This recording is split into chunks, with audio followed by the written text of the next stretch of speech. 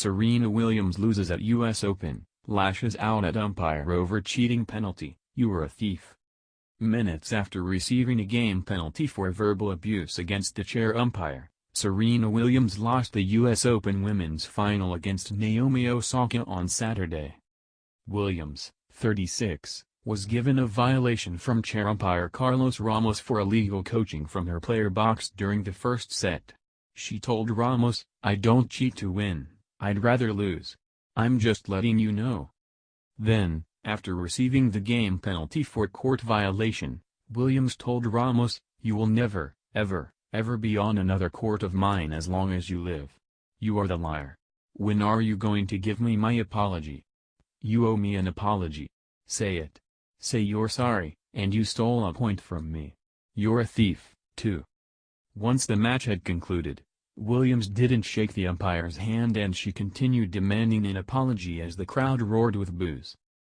During the post-match trophy ceremony, Williams addressed the crowd, saying, "Well, I don't want to be rude, I don't want to do questions. Osaka played well, this is her first Grand Slam. I know you guys were here rooting. Let's make this the best moment we can. Let's not boo anymore. We're gonna get through this and we're gonna be positive. No more booing." Fighting back tears after the match, Osaka, 20, said, "I know that everybody was cheering for her. I'm sorry it had to end like this. I just want to say thank you for watching the match." Japanese rising star Osaka was seated 20th ahead of Saturday's match. Williams entered the tournament ranked 17th. This isn't the only time Williams has had run-ins with game officials. In 2009, she was given a point penalty at match point after an altercation with a lineswoman. Williams, who had been given a code violation for breaking her racket earlier in the match, had an outburst after the lineswoman had called a foot fault against her. After review by the umpire, Williams was given a second code violation, leading to her loss against Kim Clijsters.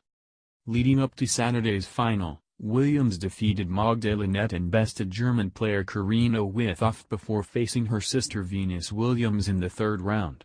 After, Williams said in an interview that she worked really, really hard to prepare for the Grand Slam tournament.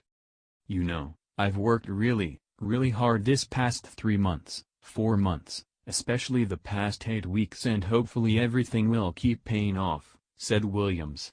"That's just life. You gotta keep going no matter how many downs you have, or how many ups you have to keep working hard, and that's what I've tried to do."